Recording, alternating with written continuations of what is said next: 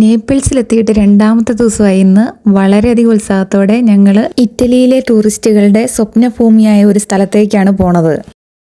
യുനെസ്കോയുടെ ലോക പൈതൃക പട്ടികയിൽ ഇടം നേടിയ ഇറ്റലിയിലെ അമാൽഫിയിലേക്കാണ് നമ്മുടെ യാത്ര. ഇതിനുവേണ്ടി നല്ലൊരു ബ്രേക്ക്ഫാസ്റ്റ് ഒക്കെ ഉണ്ടാക്കി യാത്ര പുറപ്പെടാൻ വേണ്ടി ഒരുങ്ങുകയാണ്. ചില സ്ഥലങ്ങൾ നമ്മൾ നേരിട്ട് കാണും മുമ്പേ നമ്മുടെ മനസ്സിൽ ഇടം തേടും. ഇറ്റലിയിലെ അമാൽഫി അത്തരമൊരു വിസ്മയമാണ്. കവികളെയും കലാകാരന്മാരെയും മാത്രമല്ല എല്ലാവരെയും ഒന്നുപോലെ ഭ്രാന്ത് പിടിപ്പിക്കുന്ന ഒരു സ്ഥലമാണ് ഇവിടെ എന്നാണ് പറയാറുള്ളത്. നമുക്ക് നോക്കാം. എന്നാൽ നമുക്ക് വിട്ടേച്ചാലോ? വെയിറ്റ് ഞാൻ ഈ കാപ്പി ഒന്ന് കുടിച്ചോട്ടെ. നേപ്പിൾ സിറ്റിയിൽ നിന്ന് ഞങ്ങൾ ട്രെയിൻ എടുത്ത് ഇവിടെ സലേർണോ എന്ന് പറഞ്ഞ സ്ഥലത്ത് എത്തിയിരിക്കുകയാണ്. ഇവിടെ നിന്നാണ് നമ്മൾ അമാൽഫിക്ക് പോകാനുള്ള ബോട്ട് എടുക്കുന്നത്. സെൻറ്റർ നേപ്പിളിനേക്കാളും വളരെ ശാന്തമായിട്ടുള്ള ഒരു സ്ഥലമാണ് ഇവിടെ. ഇവിടെ ടൂറിസ്റ്റുകൾ ഒത്തിരി ഉണ്ട്, പക്ഷെ എന്നാലും വളരെ ഒരു ശാന്തതയുണ്ട്.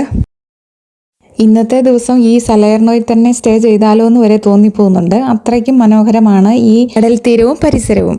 ഇന്നലെ വൈകിട്ട് ലേറ്റ് ആയിട്ടാണ് ബെഡേ പോയതുകൊണ്ട് എല്ലാവരും താമസിച്ചാണ് ഏറ്റത്. ഇപ്പം നമ്മൾ ഈ തിരക്കിട്ട് പോകുന്നത് ഇവിടുത്തെ ഹാർബറിലേട്ടാണ്. ഇവിടുത്തെ ഈ കാർ പാർക്കിംഗ് കണ്ടാൽ തന്നെ അറിയാം എത്ര ടൂറിസ്റ്റുകളും അതുപോലെ തന്നെ ഇവിടുത്തെ ആൾക്കാരും ഇവിടെ വെക്കേഷൻ ചെലവിടാൻ വേണ്ടി ഇവിടെ സെലക്ട് ചെയ്തിരിക്കുന്നതെന്ന്. ഇത് അതിവിശാലമായ കടൽ കാണാൻ തുടങ്ങിക്കഴിഞ്ഞു. നല്ല തെളിഞ്ഞ ആകാശവും നീലക്കടലും ഒക്കെ ആയിരുന്നു പ്രതീക്ഷിച്ചിരുന്നത്. അതിനെല്ലാം തെറ്റിച്ച് ഇത് കടൽ ഭയങ്കര ശുഭിതമാണ്. ക്ലൈമറ്റ് ആകെ മാറിയിരിക്കുകയാണ്. അവിടെ സെയിലിംഗ് ബോട്ടുകളെല്ലാം നിശ്ചലമായിട്ട് തന്നെ കിടക്കുകയാണ്. ജോജോയും ജോസഫിയേട്ടനും ഒക്കെ ടിക്കറ്റ് കൗണ്ടറിനെ ലക്ഷ്യമാക്കി മുമ്പോട്ട് പോയിക്കൊണ്ടിരിക്കുകയാണ്. ഞങ്ങൾ 3 പേരും കിട്ടിയ സമയം പാഴാക്കാതെ അവിടെയെല്ലാം നടന്ന് ഫോട്ടോ എടുക്കുകയാണ്. ഇനി പെട്ടെന്ന് ടിക്കറ്റ് കിട്ടുകയാണെങ്കിൽ വേഗം പോകണമല്ലോ, അപ്പോൾ ഇവിടെ കാണാൻ പറ്റിയല്ലോ എന്നുള്ള രീതിയിലാണ് ഞങ്ങളെല്ലാം കാണുന്നത്. ഇനിയാണ് കഥയിലെ ട്വിസ്റ്റ്. ഞങ്ങളുടെ എല്ലാം പ്രതീക്ഷകളെ തകർത്തുകൊണ്ട് ജോജോയും ജോസഫേട്ടനും വന്ന് പറഞ്ഞു, എല്ലായിടത്തും റെഡ് അലർട്ട് കൊടുത്തേക്കുവാണ്, ഒരു ബോട്ട് പോലും ഒരിടത്തേക്കും പോകുന്നില്ലെന്നുള്ളത്. ഇത് കേട്ടപ്പോഴത്തേക്കും എല്ലാവർക്കും വിഷമമായി. ദാണ്ട കിടക്കുന്ന ചട്ടിയും ചോറും എന്ന് പറഞ്ഞ പോലെ എല്ലാവരും അങ്ങോട്ടും ഇങ്ങോട്ടും തിരിഞ്ഞ് എന്നാ ചെയ്യേണ്ടതെന്ന് അറിയത്തില്ല ഞങ്ങളിങ്ങനെ നിൽക്കുകയാണ്. അമാൽഫി, പോസ്തിത്താനോ, കാപ്രി എന്നീ സ്ഥലങ്ങളിലേക്കെല്ലാം ഇവിടുന്നാണ് സ്റ്റാർട്ടിംഗ് പോയിന്റ്. അപ്പം ഒരിടത്തേക്കും ബോട്ടുകൾ പോകുന്നില്ല. ക്ലൈമറ്റിൻ്റെ ഇത് കാരണം എല്ലാം സ്റ്റോപ്പ് ചെയ്തേക്കുവാണ്. ബോട്ട് യാത്രയാണെങ്കിൽ വെറും 38 മിനിറ്റും കൊണ്ട് നമുക്ക് അമാൽഫിയിൽ എത്താവുന്നതാണ്. അപ്പോൾ അതൊക്കെ കാരണമാണ് ഞങ്ങൾ ഇച്ചിരി പയ്യെ താമസിച്ചിറങ്ങിയത്. ഇപ്പോൾ ഒന്നും പറഞ്ഞിട്ട് കാര്യമില്ല, നമുക്ക് ഇവിടെ തന്നെ എന്തെങ്കിലുമൊക്കെ കാണാമെന്നുള്ള തീരുമാനത്തിൽ ഞങ്ങളിങ്ങനെ നടന്നുകൊണ്ടിരിക്കുകയാണ്. ഇരിക്കുമ്പോഴാണ് ഒരു ടാക്സി ഡ്രൈവർ ഞങ്ങളുടെ അടുത്ത് വന്നിട്ട് പറഞ്ഞു, ഇങ്ങനെ ഓഫറുണ്ട്, നിങ്ങളെ അവിടെ കൊണ്ടേ ആക്കാം, 1 മണിക്കൂർ മിച്ചമേ ഉള്ളൂ ബൈ റോഡ് എന്ന് പറഞ്ഞു. അപ്പം ഞങ്ങൾ അതിനകത്ത് വലിയ താല്പര്യം പ്രകടിപ്പിച്ചില്ല. ഒന്നിന് പുറകെ ഒന്നൊന്നായിട്ട് ഇങ്ങനെ വന്നുകൊണ്ടിരിക്കുമായിരുന്നു ഓരോരുത്തർ. പിന്നെ ഞങ്ങൾ വേറൊരു മനുഷ്യനെ കണ്ടു. അയാൾ ബൈ റോഡ് ബസ് വഴി പോകാനായിട്ട്. അപ്പം അവർ ഞങ്ങളോട് ഇങ്ങനെ പറഞ്ഞു, പൈസ കുറവുണ്ട്, മീൻസ് ബോട്ടിനെ അപേക്ഷിച്ച് 1.25 മണിക്കൂർ മതി, നമ്മളവിടെ ചെല്ലും. അങ്ങനെ അയാളുടെ വാക്കിനെ പരിഗണിച്ച് ഞങ്ങൾ എന്താണ് നമ്മൾ ഇത്രയും ആഗ്രഹിച്ച് പോയല്ലോ എന്നോർത്ത് ഞങ്ങൾ ബസ്സിന് പോകാനായിട്ടാണ് തീരുമാനിച്ചിരിക്കുന്നത്. ഇനി പോകാൻ തീരുമാനിച്ചു കഴിഞ്ഞപ്പോഴാണ് അവിടെ ജനസാഗരം, ഒരൊറ്റ ബസ് പോലും ഇല്ല. നീണ്ട 1 മണിക്കൂർ വെയിറ്റിങ്ങിന് ശേഷം ഒരു ബസ് വന്നു. അതിൽ ഏകദേശം എല്ലാവരെയും തിക്കി കയറ്റിയവർ. ഞങ്ങളിപ്പോൾ അമാൽഫിയിലേക്കുള്ള യാത്രയിലാണ്. അങ്ങനെ നീണ്ട 1.5 മണിക്കൂർ യാത്രയ്ക്ക് ശേഷം നമ്മൾ നമ്മുടെ സ്വപ്നഭൂമിയായ അമാൽഫിയിൽ എത്തിച്ചേർന്നിരിക്കുകയാണ്. എൻ്റെ അമ്മ, ഒന്നും പറയാനില്ല കേട്ടോ, ശരിക്കും സ്റ്റണ്ടിങ് ആയിട്ടുള്ള വ്യൂസുകളാണ്. ഇപ്പോൾ 1 മണി സമയം കഴിഞ്ഞിട്ടുണ്ട്, വിശക്കാനും തുടങ്ങിയിട്ടുണ്ട്. പക്ഷേ ഇവിടെ ഭക്ഷണം കഴിക്കുന്ന കാര്യം ഓർക്കാനേ പറ്റത്തില്ല, അത്രയ്ക്കും കോസ്റ്റ്ലി ആയിട്ടുള്ള ഏരിയ ആണ്. ക്ലൈമറ്റ് ആണെങ്കിലും വളരെ മോശമാണ്, കറുത്തിരുണ്ടാണ് എല്ലായിടും കിടക്കുന്നത്. വേണേലും മഴയോ കാറ്റോ എന്ത് വേണേലും സംഭവിക്കാമെന്നുള്ള രീതിയിലാണ് നിൽക്കുന്നത്. Anyway, I don't care. എൻ്റെ കൂട്ടുകാരെ, എനിക്ക് വിശ്വസിക്കാനേ പറ്റുന്നില്ല, ലോകത്തിലെ തന്നെ ഏറ്റവും സൗന്ദര്യമുള്ള അമാൽഫി കോസ്റ്റിലാണ് ഞാൻ നിൽക്കുന്നതെന്നുള്ള കാര്യം. മലഞ്ചെരിവുകളിൽ അടുക്കി വെച്ചിരിക്കുന്ന വർണ്ണാഭമായ വീടുകളും താഴത്തെ നീലക്കടലും സത്യത്തിൽ നമ്മളെ ഒരു മാന്ത്രിക ലോകത്തേക്ക് കൊണ്ടുപോകുന്ന അനുഭൂതിയാണ് കിട്ടുന്നത്. നോക്കിക്ക് എത്ര ബ്യൂട്ടിഫുൾ ആയിട്ടുള്ള പ്ലേസ് ആണെന്ന്. ആദ്യം ഇവിടെ കാണണോ അതെയോ ഷൂട്ടിങ് ചെയ്യണോ ഫോട്ടോ എടുക്കണോ ഒന്നും എനിക്കറിയത്തില്ല. എന്തൊക്കെയോ ഞങ്ങൾ കാണിക്കുന്നുണ്ട്, ആകെ നമ്മൾക്കൊരു കൺഫ്യൂഷനാണ്. തന്നെയുമല്ല, ഇവിടുത്തെ ഒന്നാമത്തെ കാര്യം, ഞങ്ങൾക്ക് 1 മണിക്കൂർ മാത്രമാണ് സമയമുള്ളത്. കാരണം റിട്ടേൺ ടിക്കറ്റ് ഞങ്ങൾ എടുത്തിട്ടുണ്ട്.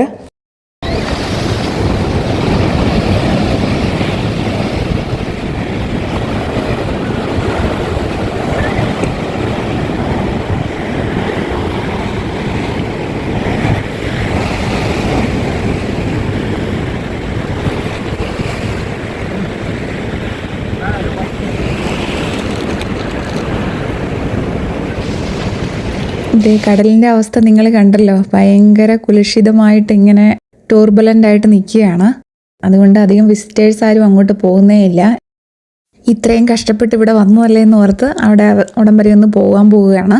ബോട്ടിലേക്കുള്ള ബോർഡിങ്ങിന് വേണ്ടിയിട്ട് തടി കൊണ്ട് കടലിലേക്ക് ഇറക്കി കെട്ടിയുണ്ടാക്കിയ ഒരു നടപ്പാതയുണ്ട്. അതിലൂടെയാണ് നമ്മളിപ്പോൾ പൊയ്ക്കൊണ്ടിരിക്കുന്നത്. പറഞ്ഞാൽ ഇതൊരു റിസ്ക് ആണ്, എങ്കിലും ഈ കടലിനെ ഒന്ന് അടുത്തറിയാൻ വേണ്ടിയിട്ടാണ് റിസ്ക് എടുത്ത് പോണത്.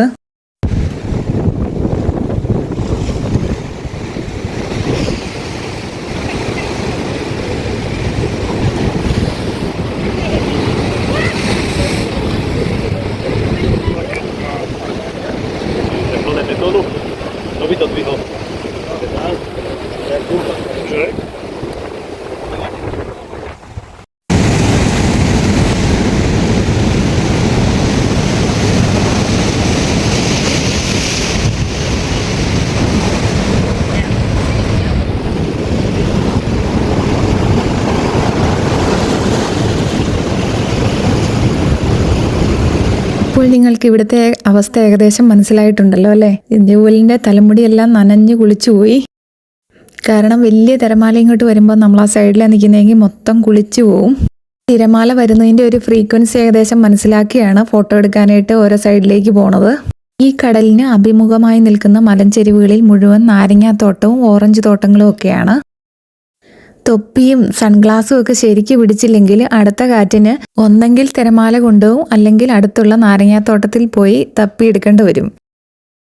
ഇവിടെ വരുന്നതിന് മുമ്പ് ഞാൻ പ്രതീക്ഷിച്ചിരുന്നത് പണ്ടത്തെ ലിറിൽ സോപ്പിൻ്റെ ഒരു പരസ്യമായിരുന്നു. അതായത് ഇവിടെ വന്ന് നിൽക്കുമ്പോൾ ഈ കടൽ തീരത്ത് ചെരുവുകളിലുള്ള നാരങ്ങകളുടെ പഴുത്ത മണം പേറിയ ഒരു കുളിർ കാറ്റ്, അതായത് ഒരു ലെമൺ ബ്രീസ് ആയിരുന്നു ഞാൻ പ്രതീക്ഷിച്ചിരുന്നത്. എനിവേ ബ്രീസ് ഒന്നും കിട്ടിയില്ലേലും ഇവിടം വരെ വന്ന് കാണാൻ പറ്റി തന്നെ ഇപ്പോൾ ഒരു ഭാഗ്യമായിട്ടാണ് കാണുന്നത്.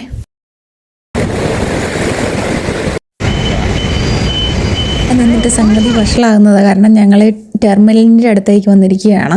ഇവിടെ അമാൽഫിയിലെ വളരെ ഫേമസ് ആയിട്ടുള്ള ലെമൺ സോർബെ കഴിച്ചാലോ എന്ന് ആലോചിച്ച് ഇങ്ങനെ നടക്കുകയാണ്. അത് കഴിക്കുന്നതിൻ്റെ വീഡിയോ എടുക്കാൻ പറ്റിയില്ല, കാരണം ഇവിടെ വിപ്പ് ഏരിയ എന്ന് ഞാൻ പറഞ്ഞല്ലോ, അപ്പം നമുക്ക് വീഡിയോ അലൗഡ് അല്ല. ആ ബാറിൻ്റെ ഫ്രണ്ടിലുള്ള ഒരു ഫൗണ്ടനാണിത്. നല്ല രസമുണ്ട് കാണാനായിട്ട്. ഇവിടെ കുറേ നേരം നിന്നിട്ടാണ് ജൂവലിനൊരു ടേൺ കിട്ടിയത്, കാരണം എല്ലാവരും ഇവിടെ ഇരുന്ന് ഫോട്ടോ എടുക്കുന്നുണ്ട്. അവിടുന്ന് മുന്നോട്ട് നടന്ന് ഫ്ലാവിയോ ജോയ എന്ന് പറയുന്ന സ്ക്വയറിലോട്ടാണ് എത്തിച്ചേർന്നിരിക്കുന്നത്.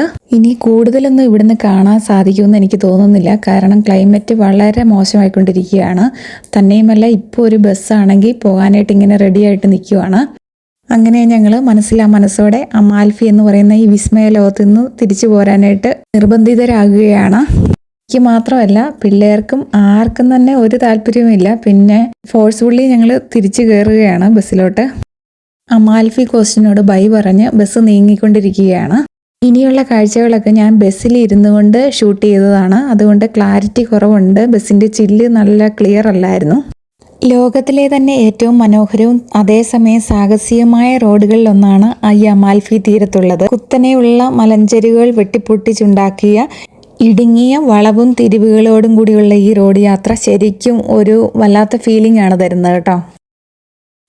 ഒരു വശത്ത് തലയുയർത്തി നിൽക്കുന്ന കൂറ്റൻ മലനിരകൾ, മറുവശത്ത് നീല നിറത്തിൽ ഇങ്ങനെ പരന്ന് കിടക്കുന്ന നോക്കത്താ ദൂരത്ത് കടല്, മെഡിറ്ററേനിയൻ സീ. ഇതേ ഇപ്പോൾ ആ കാറ് വരുന്നിടത്തൂടെയാണ് നമുക്ക് പോകേണ്ടത്. നിങ്ങൾ കണ്ടല്ലോ റോഡ് എത്ര നാരോ ആയിട്ടാണ് ഉണ്ടാക്കിയിരിക്കുന്നതെന്ന്. ഇത് കണ്ടില്ലേ, കടലിനും മലകൾക്കും ഇടയിലൂടെയുള്ള ഇടുങ്ങിയ പാത. ഇവിടുത്തെ ട്രാഫിക് മറ്റൊരു കാഴ്ചയാണ്. റോഡിന് വീതി കുറവായതുകൊണ്ട് തന്നെ എതിർവശത്തു നിന്ന് മറ്റൊരു ബസ്സോ വലിയ വണ്ടിയോ വന്നാൽ കളിയാകെ മാറും. അങ്ങനെയുള്ള സന്ദർഭങ്ങളിൽ ഈ രണ്ട് ഡ്രൈവർമാരും തമ്മിൽ കാണിക്കുന്ന പരസ്പര ധാരണയും ക്ഷമയും ഒന്ന് കാണേണ്ടത് തന്നെയാണ് കേട്ടോ. ചിലപ്പോൾ വണ്ടി ബാക്കിലോട്ട് തന്നെ എടുക്കേണ്ടി വരും. അത് തന്നെയുമല്ല ഇവിടുത്തെ ലോക്കൽ ആൾക്കാരുടെ വണ്ടി രണ്ട് സൈഡിലും പാർക്ക് ചെയ്തിട്ടുണ്ട്. ഇറ്റലിയിൽ ഡ്രൈവിംഗ് പഠിച്ച് എനിക്കറിയാം ഇവിടുത്തെ ഹോൺ അടിക്കുന്നത് ചില പ്രത്യേക സന്ദർഭങ്ങളിൽ മാത്രമാണ്. പക്ഷേ ഇവിടെ ഓരോ വളവ് തിരിയുമ്പോഴും ഹോൺ കൊടുക്കുന്നുണ്ട്. എനിവേ ഈ ബസ് യാത്രയിലെ യഥാർത്ഥ ഹീറോ ഇവിടുത്തെ ബസ് ഡ്രൈവർമാർ തന്നെയാണ്. കൺമുമ്പിൽ മരണം വരെ കാണുന്ന പോലെയാണ് ഇടുങ്ങിയ ഹെയർപിൻ വളവിലൂടെ ഇത്രയും വലിയൊരു ബസ് ഒരു പോറൽ കോലും ഏൽക്കാതെ അവർ കൊണ്ടുപോകുന്നത്. കാണുമ്പോൾ ശരിക്കും അത്ഭുതം തോന്നും. മില്ലിമീറ്ററുകളുടെ വ്യത്യാസത്തിലാണ് പലപ്പോഴും ബസ് കടന്നു പോകുന്നത്. തലമുടി നാരിഴ അത് കറക്റ്റാണ്. സ്റ്റിയറിംഗിലുള്ളവരുടെ നിയന്ത്രണവും ഏകാഗ്രതയും സമ്മതിച്ചു കൊടുക്കേണ്ടത് തന്നെയാണ്. അതുകൊണ്ട് തന്നെ ഇത് വെറും ഒരു യാത്രയായിട്ട് പറയാൻ പറ്റത്തില്ല, ഒരു ഡ്രൈവിംഗ് സ്കില്ലിൻ്റെ മാസ് പ്രകടനം കൂടി തന്നെയാണെന്ന് പറയാം. ഈ ബസ് പോരുന്ന വഴിക്കെല്ലാം ഒത്തിരി ബസ് സ്റ്റോപ്പുകളുണ്ട്. അവിടെയെല്ലാം നിർത്തുന്നതുകൊണ്ട് ആളുകൾ കയറുകയും ഇറങ്ങുകയൊക്കെ ചെയ്യുന്നുണ്ട്. നമുക്കും അതുപോലെ തന്നെ ചെയ്യാൻ പറ്റും. ഇവിടെ ഇതിന് മുമ്പ് കണ്ടത് മയൂരി എന്ന് പറഞ്ഞൊരു സ്റ്റേഷനായിരുന്നു. നമുക്കവിടെ ഇറങ്ങി അവിടെ കണ്ടു കഴിഞ്ഞിട്ട് അടുത്ത ബസ് വരുമ്പോൾ നമുക്ക് കയറി പോന്നാൽ മതി. അങ്ങനെയുള്ള ഒരു ഫെസിലിറ്റീസും കൂടി ഇതിന് തരുന്നുണ്ട്. ഇതിവിടെ ഒരു ബസ് സ്റ്റേഷനാണ്. സിറ്റി ഓഫ് മയൂരി എന്നാണ് എഴുതി വെച്ചേക്കുന്നത്. കാലാവസ്ഥ മോശമായതുകൊണ്ട് മാത്രമല്ല നമ്മളിവിടെ ഒന്നും ഇറങ്ങാതിരിക്കുന്നത്. ജോയലിന് ഇന്ന് വൈകിട്ട് തന്നെ റോമിന് തിരിച്ചു പോകേണ്ടതാണ്. അതുകൊണ്ടാണ് കൂടുതലും ഞങ്ങൾ വേഗം തന്നെ തിരിച്ചു പോണത്. ഇവിടെ കാണുന്നത് അമാൽഫി തീരത്തിൻ്റെ മറ്റൊരു ക്ലാസിക് കാഴ്ചയാണ്. നൂറ്റാണ്ടുകൾ പഴക്കമുള്ള പ്രശസ്തമായ ടെറസ്ഡ് സിട്രസ് തോട്ടങ്ങളാണ് ഇവിടെ കാണുന്നത്. ടെറസ്ഡ് കൃഷി രീതി വളരെ പഴക്കമുള്ളതും യുനെസ്കോ അംഗീകരിച്ചിട്ടുള്ളതുമായ ഒരു കൃഷി സമ്പ്രദായമാണ്. അതായത് കുത്തനെയുള്ള പാറക്കെട്ട് പോലുള്ള സ്ഥലങ്ങളിൽ കല്ലുപയോഗിച്ച് മതിലുകൾ ഉണ്ടാക്കി കൃഷിയോഗ്യമാക്കിയെടുക്കുന്ന രീതിയാണിത്. അതായത് ചുരുക്കി പറഞ്ഞാൽ നമ്മുടെ നാട്ടിലെ കയ്യാല വെക്കുക എന്നുള്ള ആ രീതിയാണ് ഇവിടെ ഉപയോഗിച്ചേക്കുന്നത്. ഇവിടെ കൂടുതലായിട്ട് കൃഷി കാണപ്പെടുന്നത് മുന്തിരി, നാരങ്ങായും ഒലിവുമാണ്. ഇടയ്ക്ക് നമുക്ക് മെഷ് കൊണ്ട് പൊതിഞ്ഞു സൂക്ഷിച്ചിട്ടുള്ള കൃഷിയിടങ്ങൾ കാണാൻ സാധിച്ചായിരുന്നു. അത് പ്രധാനമായിട്ടും ഹെയിൽ സ്റ്റോണിൽ നിന്ന് രക്ഷ നേടാൻ വേണ്ടിയിട്ടാണ്. അങ്ങനെ നമ്മൾ ഒത്തിരി നല്ല വ്യൂ പോയിന്റുകൾ പിന്നിട്ട് ഇപ്പം നമ്മൾ എത്തിച്ചേർന്നിരിക്കുന്നത് ബേത്രി സുൽ മാരെ എന്ന് പറഞ്ഞ ബീച്ചിലേക്കാണ്. നൂറ്റാണ്ടുകൾ പഴക്കമുള്ള വർണ്ണാഭമായ സെറാമിക് കരകൗശല വൈദഗ്ധ്യത്തിന്റെ പാരമ്പര്യത്തിന് പേരുകേട്ട സ്ഥലമാണിത്. ഇത് സലേർണോയുടെ ഏകദേശം സൗത്ത് ഭാഗത്താണ് സ്ഥിതി ചെയ്യുന്നത്. ഇറ്റാലിയൻസിനൊക്കെ വളരെ ഇഷ്ടപ്പെട്ട ഒരു ബീച്ചാണിത്. കാരണം വിശാലമായ മണൽ ബീച്ചാണ്, തന്നെയുമല്ല തിരക്കും കുറവാണ്. ഇത് അങ്ങനെ ഒന്നും രണ്ടും പറഞ്ഞ് ഇത് നമ്മളിപ്പോൾ സലേർണോ പോർട്ടിലെത്തിയിരിക്കുകയാണ്. അങ്ങോട്ട് പോയപ്പോൾ ഞാൻ അപ്പുറത്തെ സൈഡിലായിരുന്നു ഇരുന്നത്. ആ സൈഡ് മുഴുവൻ വലിയ പാറക്കെട്ടുകളും മലകളും ഒക്കെയായിരുന്നു. തന്നെയുമല്ല ഈ സിക്സാഗ് പോലുള്ള മലമ്പാതകളിൽ കൂടി യാത്ര ചെയ്യുമ്പോൾ വാള് വെക്കുക എന്നുള്ളൊരു കലാപരിപാടി എനിക്കുണ്ട്. അതുകൊണ്ട് ഞാൻ കണ്ണടച്ചിരിക്കുകയായിരുന്നു. അങ്ങോട്ട് പോയപ്പോൾ ഛർദ്ദിച്ചില്ല, പക്ഷേ ഇങ്ങോട്ട് പോന്നപ്പം ഈ ഇതിൻ്റെ ഇടയ്ക്ക് അതൊക്കെ സംഭവിച്ചായിരുന്നു. അങ്ങനെ ബസ്സിൽ നിന്ന് ഇറങ്ങി കളയേണ്ട സാധനങ്ങളൊക്കെ കളഞ്ഞ് ഇനി ജോയലിനെ കൊണ്ടുവിടാൻ വേണ്ടി റെയിൽവേ സ്റ്റേഷനിലോട്ട് പൊയ്ക്കൊണ്ടിരിക്കുകയാണ്. ഓക്കെ, അപ്പോൾ എല്ലാം പറഞ്ഞ പോലെ തന്നെ താങ്ക്സ് ഫോർ വാച്ചിങ്. അടുത്ത വീഡിയോയിൽ പൊമ്പൈ ആർക്കിയോളജിക്കൽ പാർക്കാണ്. നമുക്ക് വീണ്ടും പൊമ്പയിൽ വെച്ച് കാണാം. ബൈ.